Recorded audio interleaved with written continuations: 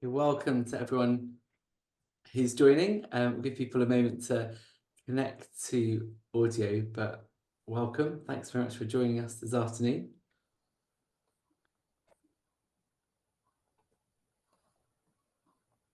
So as you'll see, the webinar is being recorded this afternoon and will be then made available for the department's YouTube channels and so on. But thanks very much for being with us and for joining us. It's great to see everyone here. I'm Steve Pottick. I'm part of the Education Department here at Oxford and lead the ETC Hub, this interdisciplinary network focused around these questions about climate and the ways in which education and training might contribute to climate and addressing climate change and climate crisis. And today I'm really pleased to be introducing this term's webinar, which is titled Connecting Climate Research, Higher Education and Secondary Education Through Climate Justice. And I'm delighted that we're joined by Liam Saddington from University of Cambridge, Gerard Reilly from both Marriotts School and University of Cambridge, and Miles Huppatz from Hampton Garden School and also UCL. And we'll hear lots more about those dual badgings and so on in due course. Liam, Gerard and Miles are going to be reflecting on the challenges and opportunities of their recent work developing these educational materials focusing on climate justice for Year 9 pupils.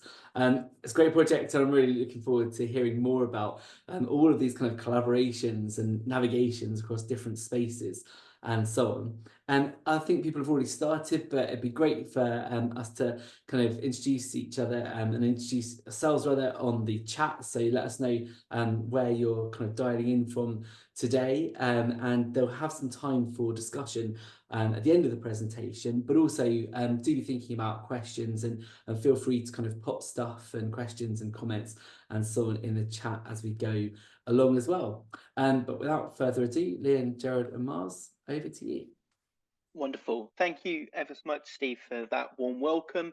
I'm Liam Saddington. It's really good to be with you this afternoon. And what we're going to be sharing with you is some reflections about a recent project that we've been working on, about taking contemporary research on climate change, adaptation, mitigation and justice, and thinking about how we can connect this with what is going on in schools, particularly focusing with Year 9 pupils in the secondary context. Really looking forward to getting your feedback, your comments, your critiques. This is the first time that we've shared these reflections publicly. We've spent the last 12 months or so kind of moaning and grumbling about amongst ourselves of what some of the challenges have been, what some of the barriers have been, but also some of the opportunities as well. So if we could go to the next slide, please. Forgive me, I've had a couple of technical problems this afternoon, so we are doing full Chris Whitty. Next slide, please, for the next hour or so. So the talk, we've tried to split into 4 parts. So the first is thinking about kind of climate change, this relationship between education and research, and some of how we can think about climate education in the secondary context, the kind of rationale for it, and what contemporary research can offer that.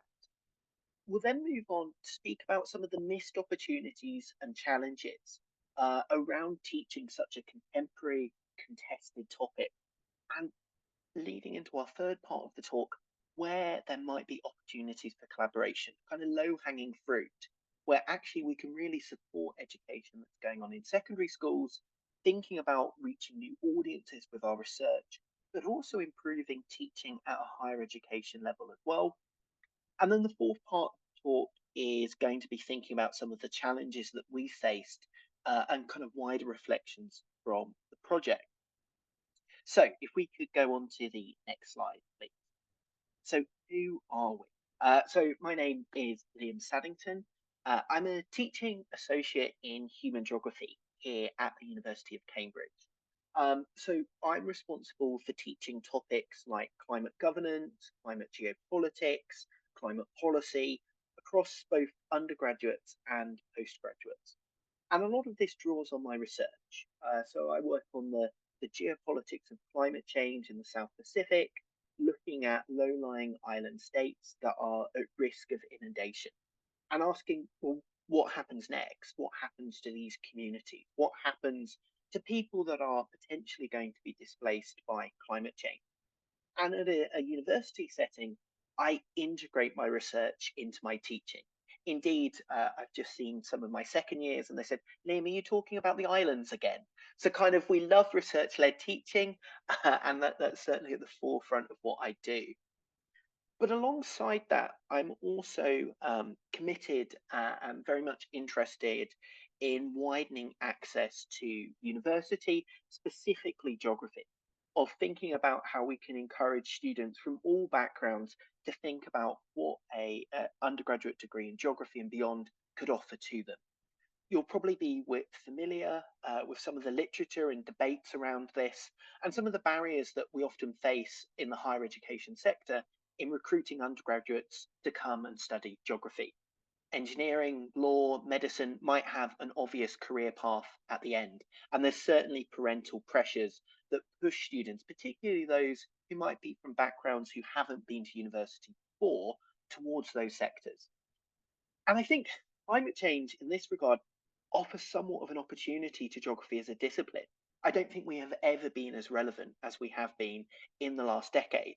It's certainly sad that it is the state of the contemporary environmental world that has led us to this point, but actually geography offers a subject that bridges the natural and social sciences, that can give students an understanding of physical processes that underpin them, but also some of the human responses to this as well.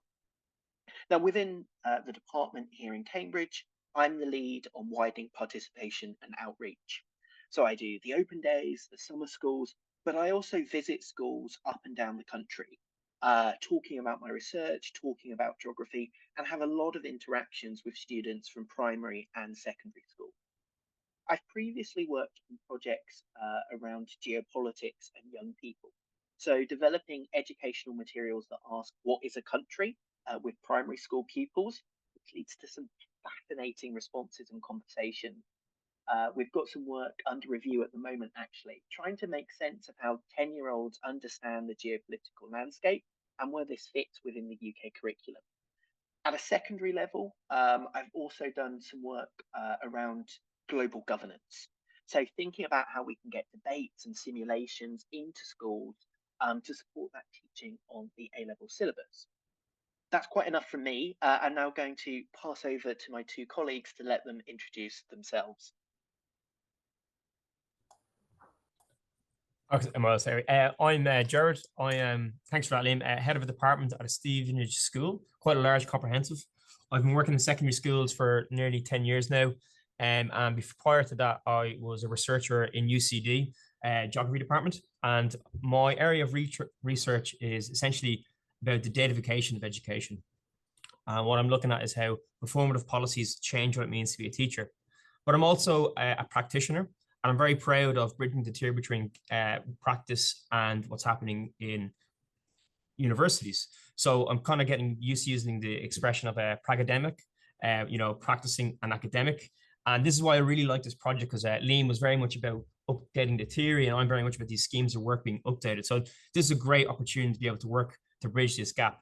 And I'm part-time, and I've just finished collecting my data using quasi-experimental design, where I hid some data from teachers, hid data from students, and the kind of looking at the expectancy effects of that and how teachers will still group students into bottom set, top set, leading to kind of educational inequality.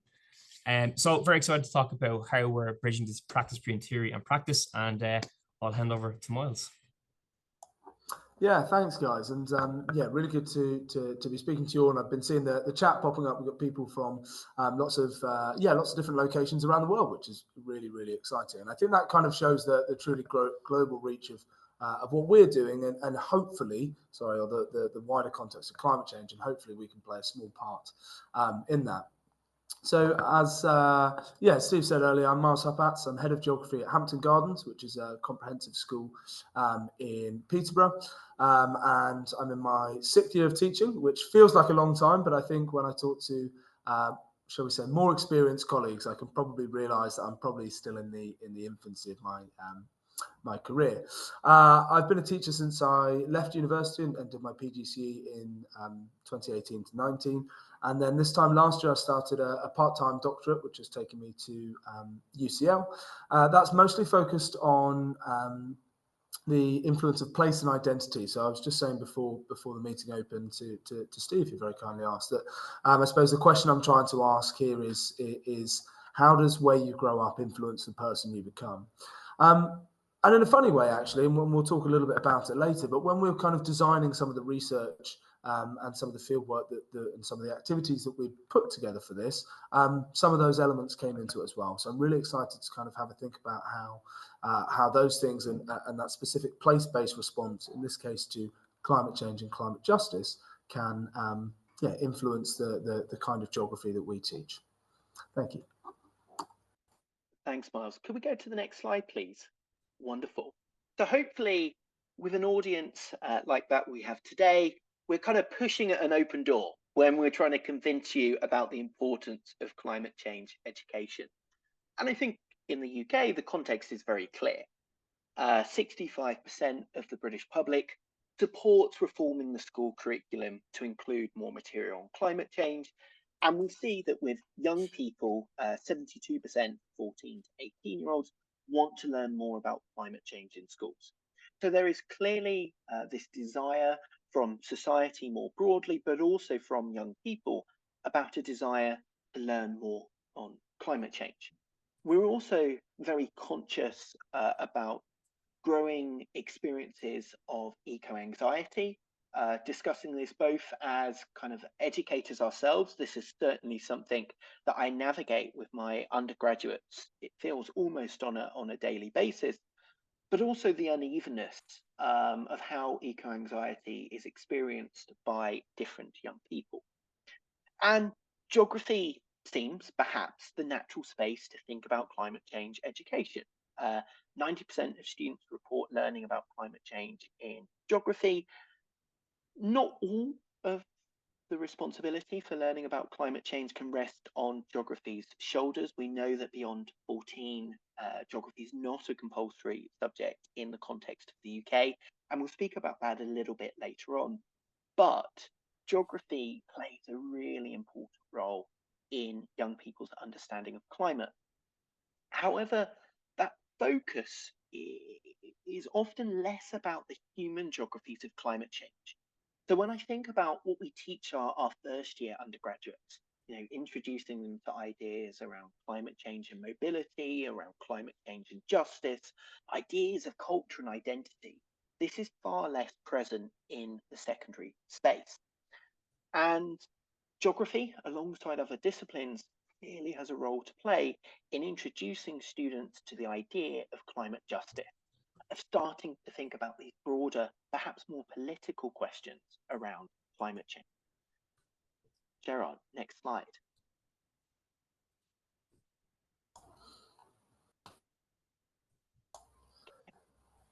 Excellent. I think I was down to do this one. Sorry, Liam, you mentioned Gerard just a moment ago. So Liam's kind of set out the context of where we are with regards to climate change education in the UK. And I think that ties in more broadly with some of the other challenges we have in geography education. And one of the things, as you'll see later, we're really keen to do in this project is bring together fieldwork, particularly at Key Stage 3, and climate change, which can often seem like they don't really go together. And as I say, we'll talk about how we tried to do that a bit later in the scheme of work. But one of the challenges for introducing big concepts in geography is trying to introduce that in a hands-on way. And I think those of us who can remember and who are geographers will know the benefit of the experience of doing something in a hands-on fashion. And with fieldwork, there are a couple of challenges. The first one is time, and the second one is money. Particularly in a post-COVID context, schools, I think, have got used to not doing fieldwork. Lots of fieldwork wasn't able to take place for a couple of years, and therefore schools and not just geography teachers, but actually SLT and heads of school have got used to not losing an entire year for a day out of school and not having 7 or 8 cover teachers running around who, let's be honest, aren't as sure as what they're doing as regular staff. And all of that comes with a cost as well. So one of the big challenges is how we can introduce fieldwork opportunities locally and at an appropriate scale that can be done in class and in lessons. A secondary aspect of that is considering how to get qualitative fieldwork into Key Stage 3. Liam mentioned a moment ago, obviously, his university teaching, and that all sort of builds toward an undergraduate dissertation. And I know from when I did my undergraduate dissertation, I felt really uneasy and really unsure about how to approach the whole methods side of things.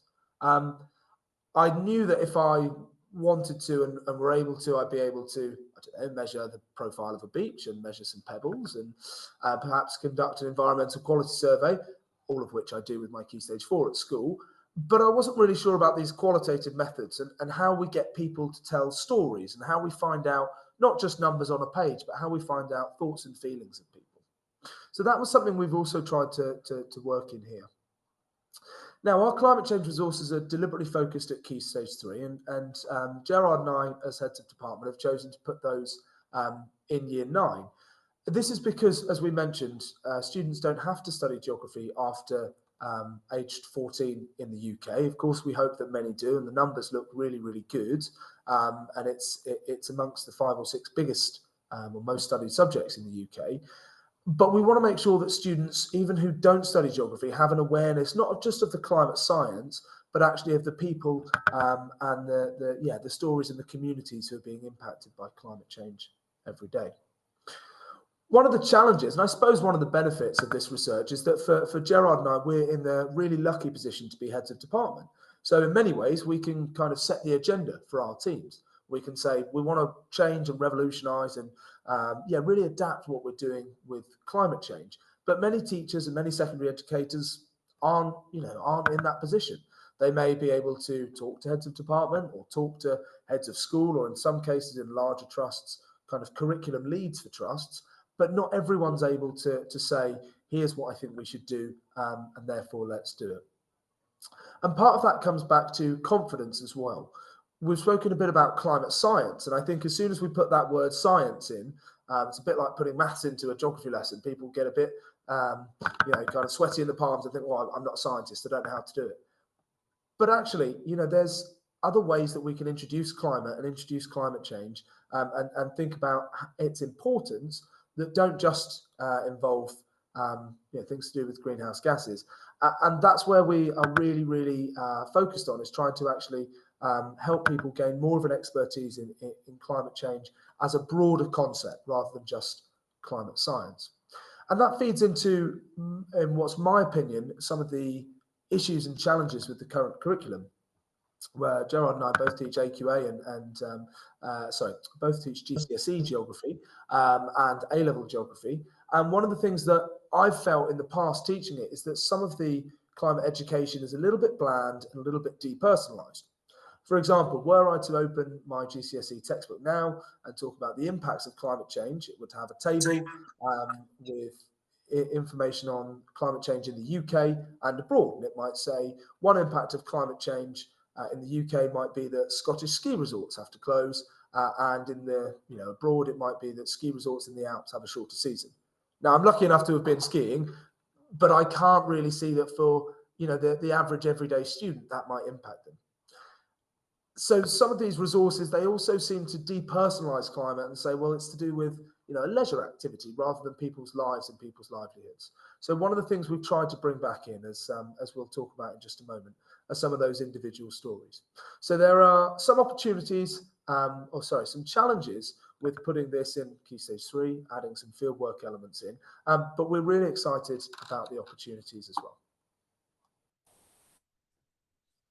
Hi. So I see we've got ref up there, and that could maybe send shivers down to some people as the ranking system becomes more and more important. And this is just an absolute amazing opportunity that arose between the universities and some local schools. So there's definitely a growing frustration in secondary schools between the bridging the theory and practice. So we've got universities pumping out lots of great research. However, for secondary schools and teachers being able to access that, it's very, very difficult. Lee mentioned about textbooks, and Miles mentioned about textbooks. These are based in 2016. Teachers are still using the same textbook from 10, 15 years. So we've got this gap of what's being produced and what's being taught in schools. curriculums are struggling to keep up to date. And the ref talks about the societal pressure of going beyond university and academia. So this project absolutely kind of nails this on the head, where we're able to collaborate with the local university and build collaboration points. So what we're trying to do is work with Liam to be able to get the latest research and implement this into everyday practices. And this is important for several reasons. Firstly, there's a growing awareness of the number of students picking geography. And as Miles mentioned, we start at Key Stage 3 and they work all the way up to university. However, many of them don't have the skills that are essentially transferable. And so with this scheme of work, we're hoping to use the latest kind of research coming out to be able to build efficient students. But also, when we were working with students in school, we noticed this big gap in the sense that there's a lot of misconceptions around geography. Now, we weren't able to identify this from, like, you know, if this conversation didn't happen. So when we were asking students about climate change, we found that there was this reductionist approach by students and even teachers to understand climate change. For them, they would point out and they might say solar panel, climate change, electric car, climate change. And, you know, I think we're getting frustrated. Anytime we saw a piece of litter, students would say, oh, that's climate change. So we really had to kind of update what students knew about climate change and how to address this. And this was based on several observations of designing the scheme of work and being able to give teachers to access this, because we have huge material that schools can't access because there's expensive paywalls. Their articles are over 5,000 words. Teachers are busy. They don't have time to do that. So we're trying to condense this and produce more effective ways of working in schools. And that's where this combination comes, this continuous dialogue rather than expensive paywalls and the ivory towers of academia. And so we're able to address these conceptions. And what's particularly exciting about this is it is grounded in educational theory. The UK is experiencing a massive teaching crisis at the moment. And one of the reasons we know is because of the workload. However, the second reason that is also talked about is lack of teacher autonomy. And UK schools currently are facing a deprofessionalization where scripts are making it into place of schools every single day. And therefore the curriculum becomes reductive. The books are the same and teachers have to deliver from a textbook. We're going back to that almost factory idea of education. However, from our experience, we felt that there was a spark from teachers again, because what we did is we involved them in the process. This wasn't a top-down policy. So when we interviewed teachers after the lessons, how could they improve it? And we fed that into the lesson. There's a general spark on that. And even sending out ethics forums to students saying, we want you to be part of this research. It was just amazing, you know, oh, look, I'm going to university. Oh, there's someone from university. They actually want to hear what I want to say. So we know that student voice is a very, very powerful impact. And including them in this collaboration, we're really able to get to the kind of new ways of looking at how to explore schemes of work and teacher development. And the reason why this is important is the speed of climate change is, and the science of climate change is growing rapidly. And we know, as I mentioned earlier, that textbooks are based on 10, 15 years, and there's still conventions and treaties that aren't in that. So we need to be able to create a space where up-to-date mini schemes of work can be implemented to have those aspects that challenge the current norms in this. So what we're also hoping to do is that we realize that offset has a growing pressure about universities and secondary schools. But again, there is that missing conversation and dialogue to inform higher education with offset. So offset have now recently started to use literature, but they openly say that they aren't academics. They don't, you know, claim to be in academia. However, what we need to do is increase this dialogue between what's happening in higher education and in secondary schools. So I may be biased, but as we know, geography teaching some of the best, you know, subject out there. And by creating fieldwork that students can actually get into their local area, it normalizes what it means to be a climate researcher, to be a geographical researcher. Geography is that unique subject that bridges the kind of physical world and the absolute human world. So we've got that natural process where we can bridge these. And by doing fieldwork, we are creating, you know, students that can create reports, generate skills. And they will also need to know that when they're asked about the development process of the curriculum, they will feel valued. And so again, we've looked at these opportunities. So really just to summarize those opportunities is conversations between secondary schools and universities, conversations involving teachers and students to help change and shape the curriculum. Thanks, Gerard. So to kind of summarize very briefly the project that we've been collaborating on. So when I was working on my previous work about kind of geopolitics and schools, I conducted research at both Gerard and Miles's schools. So going into Peterborough and Stevenage to observe A-level geography lessons on the global governance topic.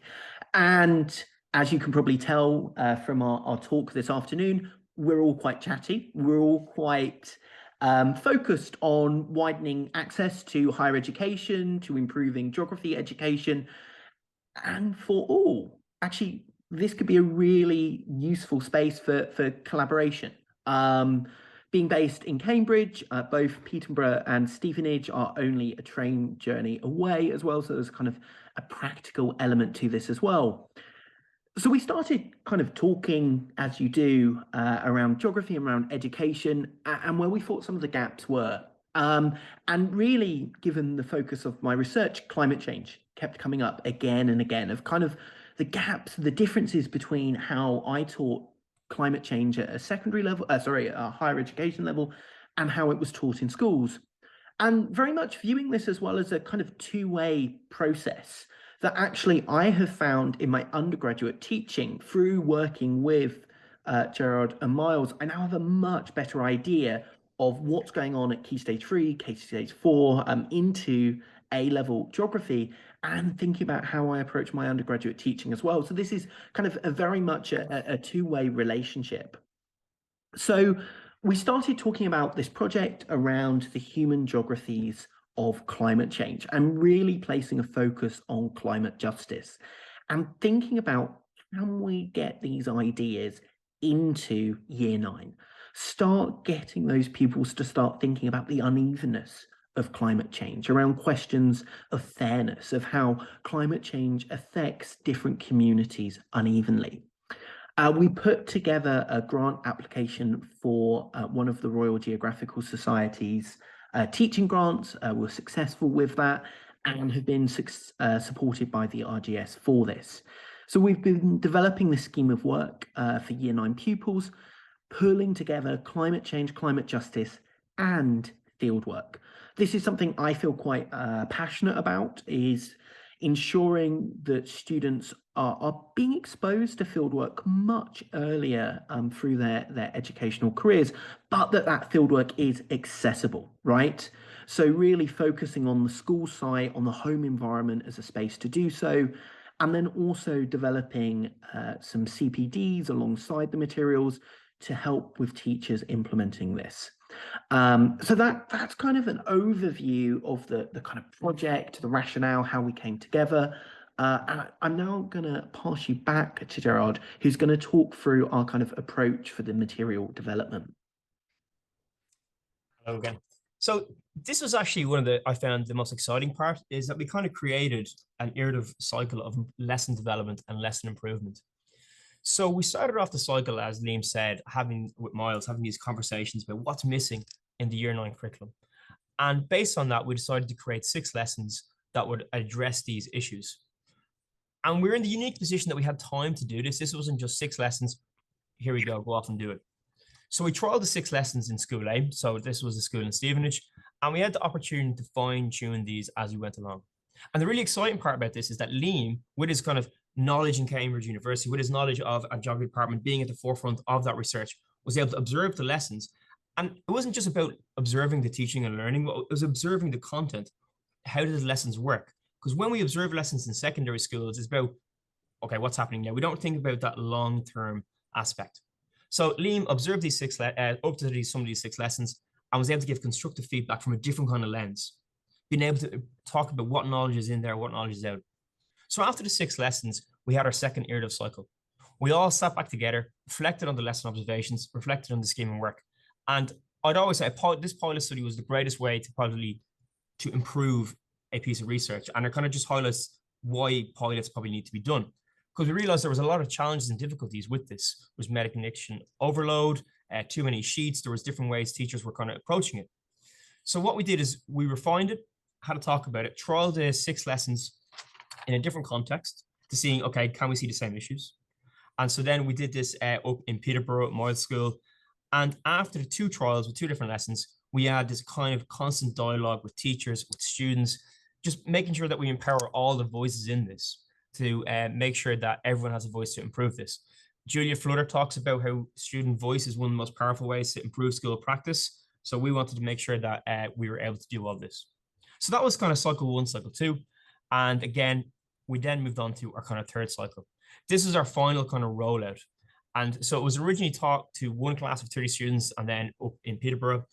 After we refined the 6 lessons, we expanded it to 9 to 10 lessons. We felt that 6 lessons was too short to address some of the concepts.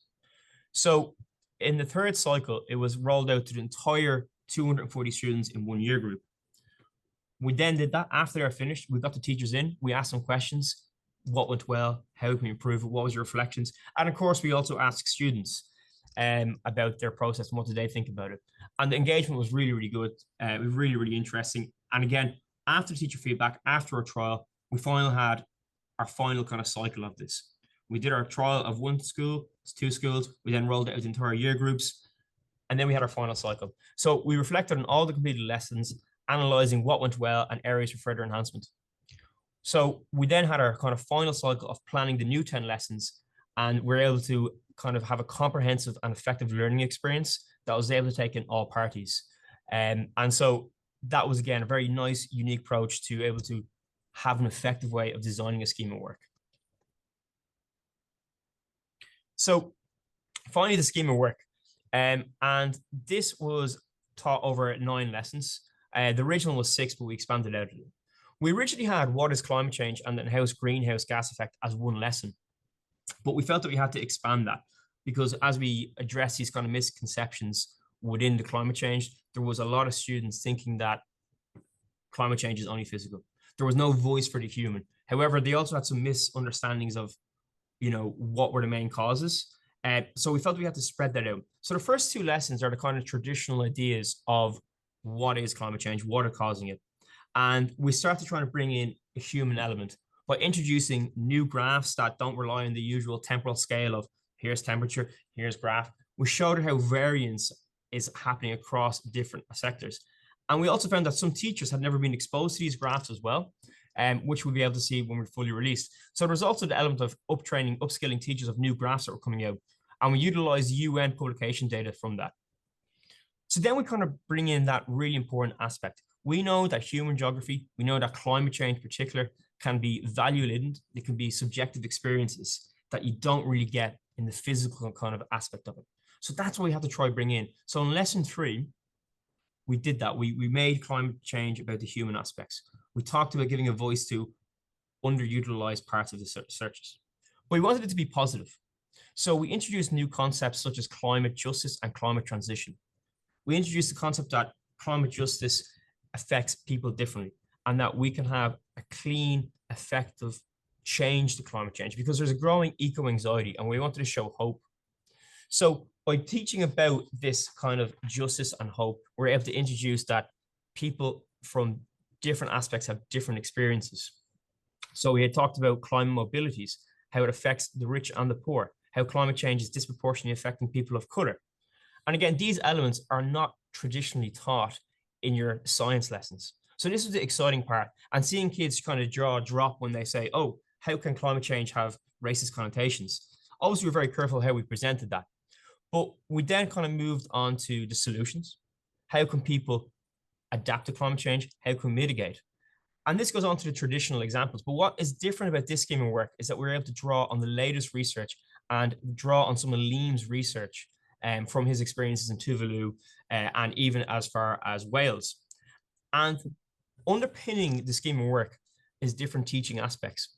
And what we felt was very, very important was bringing case studies, because as we know, case studies is a fantastic way to be able to create experiences for these students. But when we're trying to address this physical versus human climate change element, students often can't comprehend, as Miles was saying, the skiing in Scotland.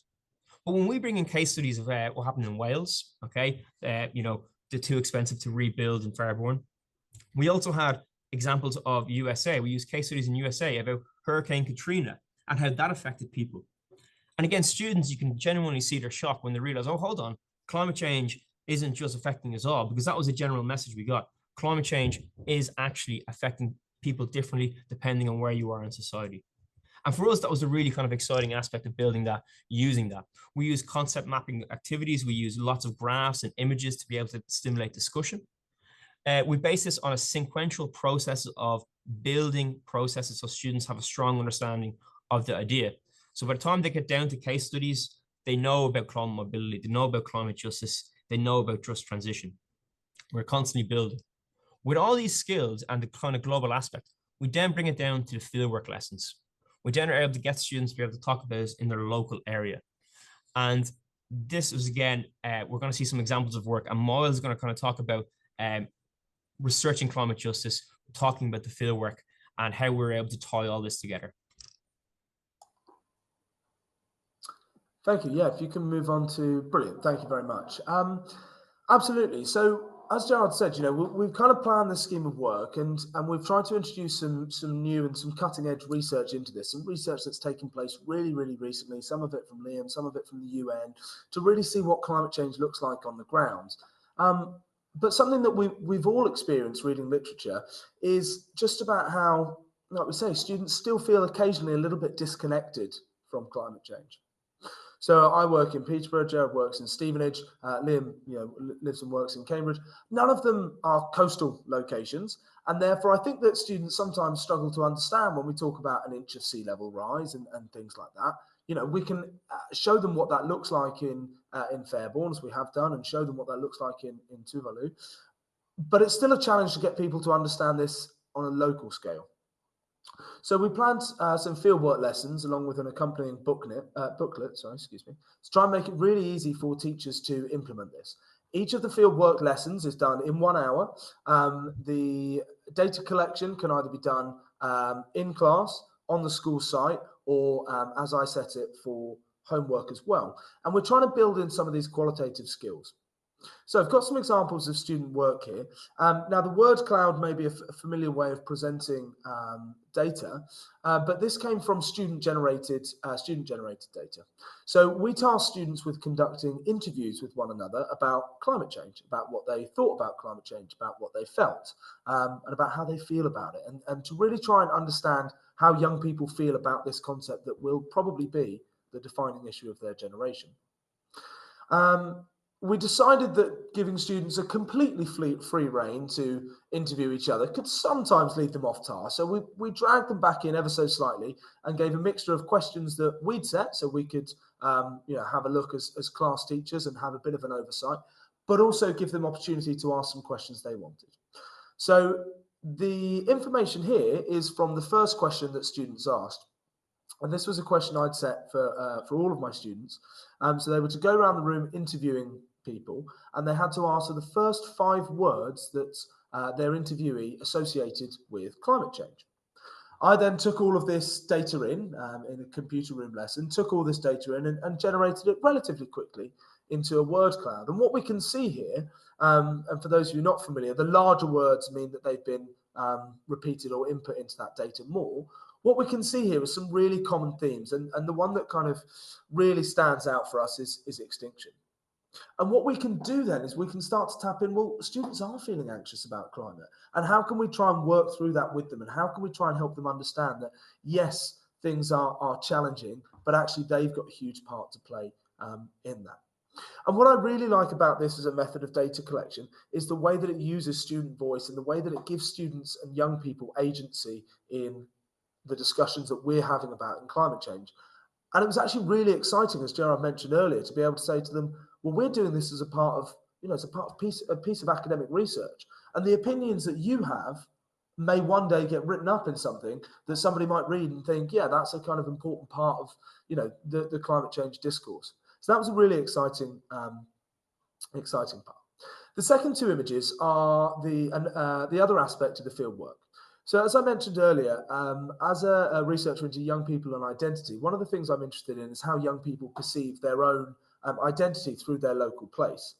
And I've been experimenting with some kind of visual methodologies to try and get young people to understand and better appreciate the local places around them. So I gave students, my students, a week and gave them the prompt to bring 5 photos to the following lesson, or upload onto, we use Microsoft Teams, upload 5 photos onto Microsoft Teams of what climate justice looks like in their local area. So this followed the teaching and reminders of what climate justice is and what it might look like. And I live in Cambridge, so not in Peterborough where I work. So I was able to say, had I done this project, here's what I would have found, which I think was quite a helpful thing for students to kind of model that. And I know Gerard did exactly the same as well. And then students were given a week to take photos.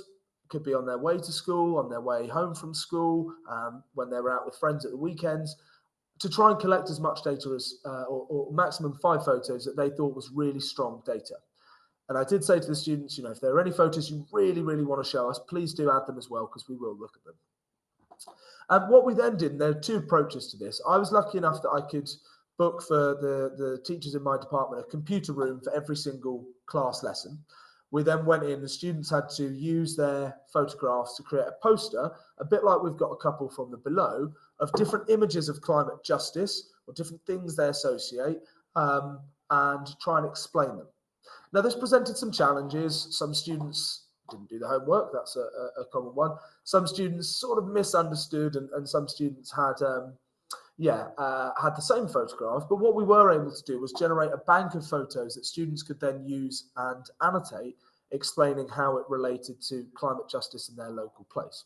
So the example in the middle there talks about the loss of local woodland. Now, this is essentially a question of urban development. Mentions there buildings are being built on the outskirts of Stevenage. That's to do with housing developments and our urban geography, but yet it's intrinsically linked to climate and climate change as well. It mentions there being bad for the environment, plants and photosynthesis. And one of the things that I know Gerard will have discussed with this student around the impacts is, well, who are those houses being built for? What are the secondary impacts of that? I can see quite a lot of tarmac in there. What's happening to infiltration rates? What's going to happen potentially if there are changes in levels of precipitation and things like that as well. So it can open up really interesting avenues of discussion that we aren't always aware of. And then the image on the right-hand side is from a student at my school, and it's a picture of a Just Stop Oil poster. And this student, clearly identified this is something to do with climate change.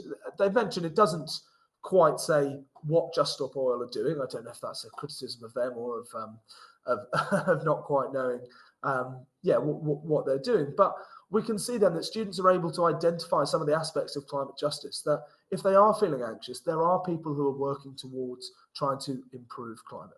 So we were really excited to see some of these student responses, and it's really brilliant to be able to present some of those to you, to see what young people, age 13 and 14 are presenting.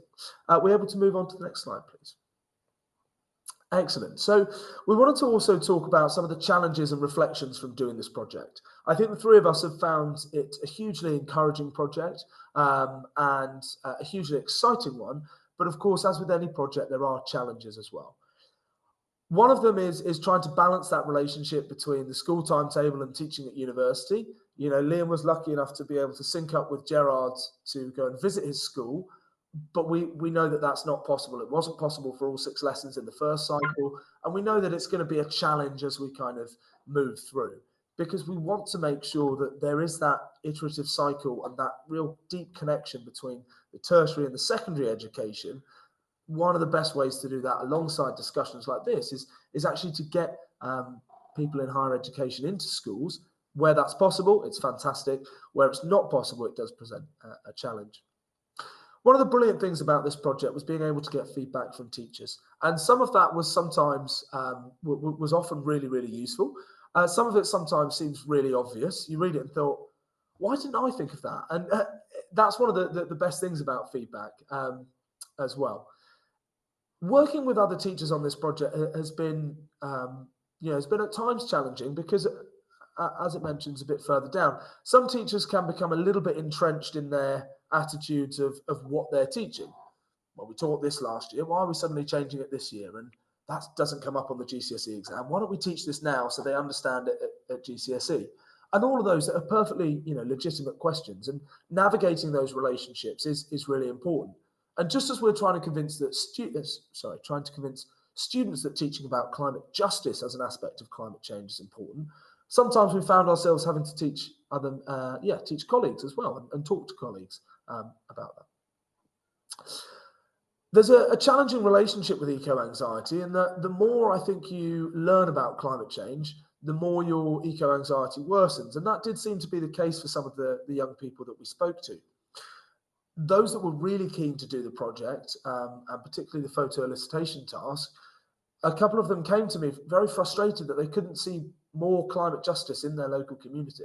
They said, "Sir, I've not been able to find the photos I wanted. I was hoping to find images of loads of houses with solar panels, hoping to find, discussions of, meetings and kind of marches and things where people said this is not right and we need to talk about it."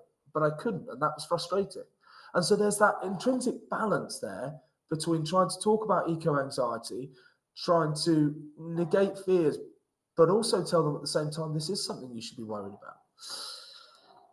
One of the challenges, or another challenge in any school, is trying to teach lessons uninterrupted. That could be from pupils, that could be from staff, that could be from Ofsted, and sometimes, as Gerard found out, that could be from fire drills. So just as he was in the middle of teaching one of these lessons and kind of setting up the field work, fire alarm goes off, and there we go, that's your entire lesson ruined. So, we are, and one of the brilliant things about this project is, both being teachers, still in schools, it means we understand how teachers, the daily realities. And that's something we've tried to build into our lessons. We understand that teaching the perfect lesson isn't possible all the time.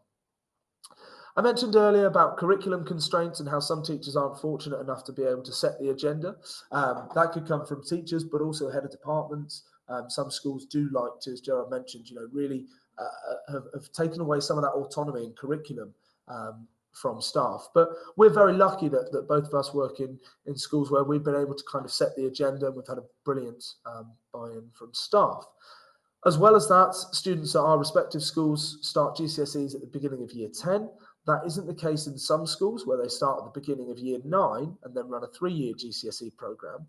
I think it is becoming less common, but there are still some schools that do that. So then you're trying to squeeze a 3-year Key Stage 3 into Key Stage 2. And again, there's the risk that some students may be left leaving their studies of geography without really having thought about climate change. And I've discussed those entrenched attitudes, sometimes of students and sometimes, of staff as well, and how that can present a challenge, but also an opportunity, because anytime that we engage in professional discussion with colleagues, and anytime we engage in discussion with young people, we're hopefully breaking down some of those barriers and helping people understand why these are important. And often those discussions help to kind of broaden other people's knowledge. And we often talk about CPD and how we can improve and what courses that teachers might take. But actually, sometimes discussions like this one, discussions with colleagues and discussions with heads of department are the most important ways of kind of sharing knowledge that has been gained. And finally, one of the real benefits I think Liam would attest to in just a moment, that he's going to talk about is his postgraduate certificate, and actually how some of those benefits that we've found have helped him and vice versa as well. Yeah, thanks for that. I mean, this is a kind of very candid reflection from me, is within early conversations with Miles and Gerard, I'm someone who enjoys teaching. I take teaching very seriously within the work that I do. I put a lot of time and effort, but realized that actually I had very little formal training around theories of teaching and learning. The last year I've been undertaking my postgraduate certificate in teaching and learning in higher education. So I have plugged some of those gaps now, but actually it made me realize from a kind of higher education perspective that really this was a gap in my own knowledge around how this operates at a secondary level, but also with my own teaching. Gerard, just to go on to the last slide now to kind of wrap up with some conclusions before we open the floor to questions. These are kind of very tentative conclusions and reflections. The first is kind of with knowledge exchange. The real benefit of this two-way exchange between higher and secondary education. I think both Gerard and Miles will agree that the kind of field work has really been well received by the students, and I think has given this kind of opportunity to explore what climate justice might look like in that local area and open up these questions. It's allowed us to introduce difficult topics such as race and climate change through this lens of climate justice. Certainly, it's complicated some of the literature that I've read on narratives of eco-anxiety. So some of the focus groups that Gerard and I did early on with some of his students, certainly you weren't seeing kind of great concern for climate change from those conversations with young people. And I think there is something more to be said about understanding the relationship between climate education and eco-anxiety. Finally, our next steps. So we are more or less finished with developing the scheme of work. It just needs some graphic design and to kind of be made visibly more attractive. And then we're going to be sharing these materials via the Royal Geographical Society. They're going to be freely available. What we are hoping to do is to use this as an opportunity to collect nationwide data. So kind of the word clouds that Miles was speaking about, the photo elicitation, is designing a project of kind of citizen science, of actually allowing this as a space and an opportunity to really get young people researching what young people think about climate change and climate justice. So that is all from us. I believe that we have got about 8 minutes or so for questions. So I will have a look in the chat to see what questions are cropping up. Amazing. Well, before we get into those questions, can I just offer a brief round of applause myself and behalf of others? And thanks so much for that. It's really brilliant to hear about that and to not only hear about these kind of substantive issues, but all of these kind of collaboration type challenges and so on. It's been really fascinating to hear about. I'm really looking forward to the ways in which those resources kind of get out there into the world. And maybe it's best if we give you a moment to have a look through those questions, and then we've got like just a few minutes, 7 minutes to kind of answer them. So why don't the three of you have a look, and if people have got more, then feel free to, and we'll kind of answer them as you go. But feel free to take them as you wish. I was just seeing the first one. Firstly, thank you for the space for allowing us to speak on this. I think it's Jerry's comment: how constrained are teachers by requirement of external endpoint assessments? I think that's a very good question, and was an issue that we definitely had because, legally you have to teach a certain amount of time by the end of a year. So what we've made to sure is that the curriculum is flexible. The lessons can be taken in and out. So it can be taught as a 6 or 9 lesson scheme of work, and we're going to build that into the guidebook that we're writing alongside it. And second to that point, the external endpoint assessments, is that a lot of the content is based on GCSE knowledge that they need to have regardless of what subject they do. So they need to know about enhanced greenhouse effects. They need to know about the effects of climate change. So we're definitely mindful of that. So there is the pressure of that, and the scheme of work is very adaptable. Key Stage 3 national curriculum says you are required to teach fieldwork at 7, 8, and 9. Ofsted have come out and said not enough schools are doing it.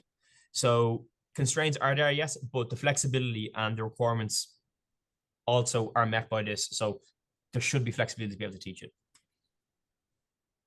Yeah, absolutely, Gerard. And just wanted to move to Michelle's question. So what's the appetite of teachers and leaders to develop a curriculum with a view to include more CCE, climate change education, and human aspects?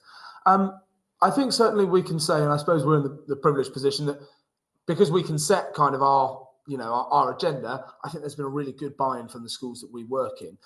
With regards to when we roll this out, I suppose we'll kind of have to see, what the uptake is. One of the things, though, that will support this, I think, is you may have seen in December, the government announced that in the next 5 years, all schools need to have climate change and sustainability leads. And so it may be that actually, there is an appetite for it, but also we can start to kind of, schools will start to move in that direction. In terms of the human aspects, I think we still have a little way to go. As I said, particularly, I think in regards to the some of the curriculum, the set curriculum at GCSE and A-level. staff or teachers are currently waiting. We have had the current curriculums for about 8 years now, which is quite a long time, and we are waiting to see if there's a kind of updated curriculum over the next few years. I'm really hopeful that if and when that does come out, it does include more human aspects of climate change. I think the more we can do to promote the stories of people in that, the better. But thank you very much for your question. Wonderful. And there seems to be some great resources in the chat from Jerry, from the Birmingham Institute of Forestry Research. I don't think there's a question there, but certainly worth having a look at those resources. I know that we will as well. There's a question from Bill about the opportunities and challenges of the focus on climate justice, and kind of what this might mean for creating resources for educators, for example, creatively capturing the stories of environmental human rights defenders around the world. Opportunities and challenges with climate justice. I think the kind of challenge around it was that there is so much knowledge that students needed to have first. And this is something that we certainly kind of played around as we were developing the scheme of work, because we wanted this to be at the forefront of what we were doing with the young people. However, there's no point talking about climate justice unless students have got a solid understanding of kind of the foundations of the causes of climate change, of what the impacts might be. So I think that was quite challenging as well in the kind of constrained time that we had to ensure that students had those prerequisites. Miles and Gerard, I don't know if there's anything you want to add on that. Yeah, I think Liam's absolutely right, and you know, trying to creatively capture those stories is really important for me as well. I think how we do that will require some thought, but yeah, I think it's a really interesting concept, and how we could possibly do that is interesting. One of the things that we've spoken about a few times is trying to, we didn't mention, we kind of brought individuals into this and who's responsible for climate change. And Gerard had some great reflections on how none of his classes seem to know who Taylor Swift was. But, you know, when we talk about kind of, human rights defenders or people who work in climate justice, the biggest one is, or perhaps one of the most well-known is Greta Thunberg. And actually, young people's reactions to her are quite interesting, and I think it's something we could explore further. And hearing what young people think, because there seems to be people that they know we need to do something about climate change, but they don't quite like the extreme actions or the kind of perceived extreme actions of Greta Thunberg. So there's maybe something in that, absolutely, about how we can think about the stories of people and what they're doing. And it's almost sometimes we have that sort of tall poppy syndrome. Well, we like people doing something, but maybe not too much. It's a really interesting thought. Yeah, just very quickly on that, I agree. I think Mary Robinson's recent book a while ago actually talked about getting local voices from local communities, and they tell their narratives in that book. And that was quite interesting. So that could be a book. I think it's Mary Robinson, Climate Justice, a Man-Made Problem. But they do a lot of stories of how local individuals are defending their local area. Sorry, I was just going to jump in and say, ignore my question, but I don't know if there's any very brief 30-second reflections on the question from Kathy around kind of managing eco-anxiety, particularly. Yeah, so this is actually a kind of really important question, and I'll let Gerard and Miles speak about their experiences in school. But one thing that's coming alongside these materials is CPDs. So we're also, once the materials are launched, are going to be running CPDs with the Royal Geographical Society. And I think a key part of that is also going to be supporting teachers in delivering this material. So kind of the two going alongside one another, I think is going to be really important. Not just, here's this new curriculum on climate justice that, as Miles said, might get teachers thinking about some of these aspects in ways that they haven't engaged with before. We know as well at Key Stage 3 that not everybody teaching geography is a geography specialist, right? That we are seeing more and more teachers at Key Stage 3 who perhaps have not done geography degrees. So I think that's going to be really important to be building into those CPDs. Sorry, Gerard and Miles, I don't know if you've got kind of anything to add in the last 15 seconds. Yeah, I think with the eco-anxiety, I know, Liam, you did some really interesting slides that we put in, that there is opportunities of hope, and we do have success stories built into the scheme of work. And so there is small elements of resistance in that way, that there is success stories built in. Yeah, just very quickly from me, absolutely. Kind of focusing on local area issues is really important. And as Liam and Gerard would attest to, there was a time whenever I would see a kind of a poster or something I thought to do with climate justice, or a protest, or a banner, I would snap a quick photo and send it to them. And it's kind of my hope that that by doing that, we started a conversation, and we've kind of got here, and perhaps other teachers in other schools and other departments will do the same as well. Amazing. A note to finish on. Thanks again so much for being with us, and I do really look forward to seeing these resources kind of being out there even more widely than the kind of huge amount of stuff that you've already managed to do. Obviously, please do kind of send them, and then we'll kind of circulate them on the ETC Hub list as well, so that people can kind of get access to that stuff as it comes out through the RGS and beyond. But thanks again very much for joining us as well, everyone. Please do look out for further ETC Hub webinars, and obviously please get in touch with the stuff that you're keen to share with the network as well. But otherwise, thanks very much, and enjoy the rest of your evenings. Thanks, Steve.